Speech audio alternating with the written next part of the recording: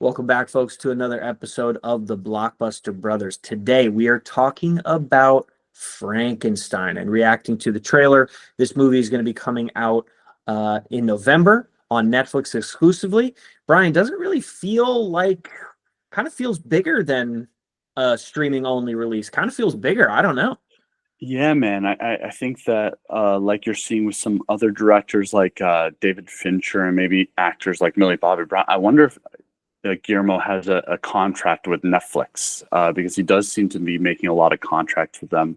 He did the cabinet of like where he hired other directors to make projects, but he's been working a lot with Netflix. But this does seem big because Guillermo's been trying to get this done for a long time, I believe. So Guillermo, if you don't know him, I mean, it's hard not to know him. He's a huge presence in the industry, and his thing is monsters. He literally like has seen monsters his whole life. He said that he was terrified of monsters as a crib and used to keep peeing the bed. And he said he made a deal with monsters that he'd be their friend forever if they just let him go to the bathroom. And he said ever since monsters have been his friend.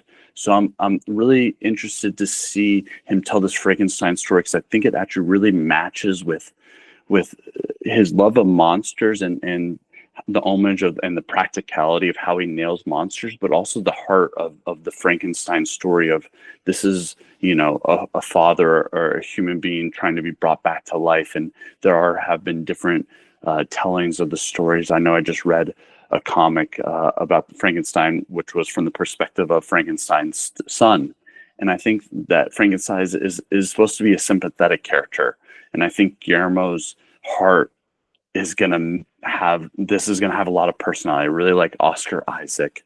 And again, I know that he's been working a long time and been trying to get this Frankenstein story done for a long time. So I'm really excited to see this done. And I know, and you can go and see counts me time. Guillermo doesn't do things if he's not willing to legit, in his own words, die for that project.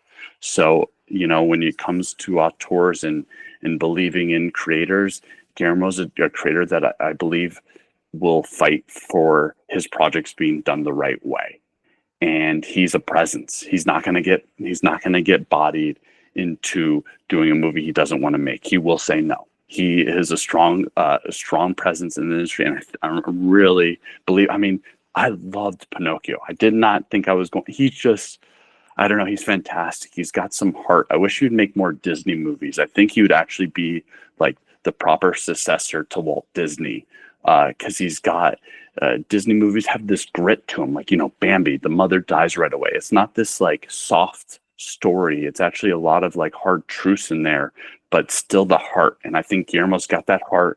And right before pitching back to Steven, one little interesting little nugget about Guillermo del Toro. Actually, when he was a young kid, his father actually won the lottery. And when he won the lottery in Mexico, his dad, one of the first things he bought was a library. So Guillermo dealt and a full set of encyclopedias.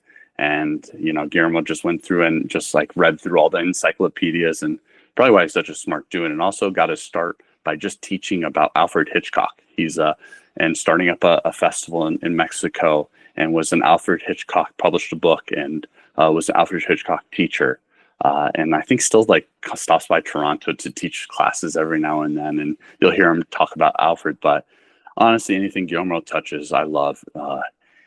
Pacific Rim. He just is one of those auteurs where you got to go out and see his work because he loves what he does and he puts his heart and soul into it. And I think that's where we're going to get. And he's going to put his heart and soul into Frankenstein. But Steven, sorry to carry on for so long about that. No, he's worth carrying on about. I think Brian's right. It is a good match, this story, and I don't know if this played into it at all, but it certainly would be easier to pitch the funding for a movie like this if Nosferatu was getting pumped with $70 million or something like that. So it feels. I know it's different, but I can see a board executive going, well, whatever. But Brian's right. It's a great match. I'm very excited to see it. And if you aren't familiar with Guillermo del Toro, I would start with his debut film, Kronos, in 1992. It is creepy. And I think with any of his films, you get a real sense of polished filmmaking. really to one of the highest degrees out there right now. So we appreciate you guys watching. Let us know if you're excited to watch it too.